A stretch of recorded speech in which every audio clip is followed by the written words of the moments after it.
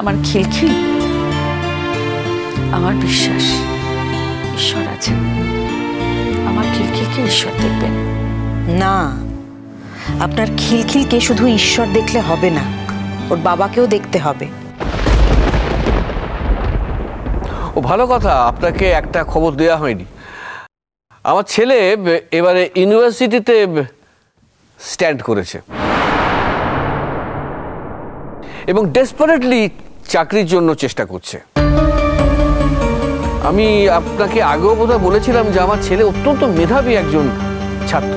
ও যদি লেখাপড়া নিয়ে থাকতে পারত আর তার যদি এইসব ওই মানসিক দুশ্চিন্তা না থাকতো এবং ওই পরীক্ষার গন্ডগোলের মধ্যে জড়িয়ে না পড়তো, তাহলে সে কিন্তু অনেক অনেক ওপরে যেত, কেউ তাকে আটকাতে পারত না।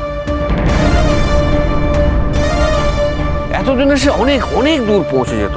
কিন্তু আমি মনে করি বেটার লেট দ্যান নেভার। আর আমি কিন্তু এই জন্যে তোতা আর তোতার মায়ের কাছে চিরকৃতজ্ঞ থাকবো,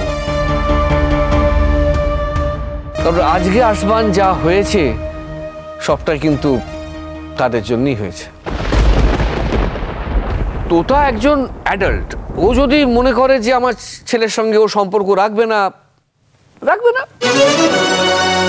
আপনার ছেলের সঙ্গেই তো তোতার বিয়ে হবার কথা ছিল, সে তার সেই পুরনো সম্পর্কে ফিরে গেছে, এতে তো আমার কিছু বলার নেই। কিন্তু আমার একটাই কথা বলার আছে যে আমার ছেলেকে নিয়ে এই চিনিমিনি খেলার তো কোনো প্রয়োজন ছিল না। আর তাছাড়া আমি আমি আমি এটাও মনে করি না যে আমার ছেলে কোনো টাকা নিয়েছে, কারণ টাকা নেওয়ার মতো ছেলে আমার ছেলে আসবার নয়। আচ্ছা, আপনি তো একজন পিতা, হ্যাঁ, আমি একজন পিতা, তো একজন পিতার কাছে করজোরে ভিক্ষে চাইতে এসেছি, অন্তত আপনি এটা প্রমাণ করুন যে আমার ছেলে টাকা নিয়েছে।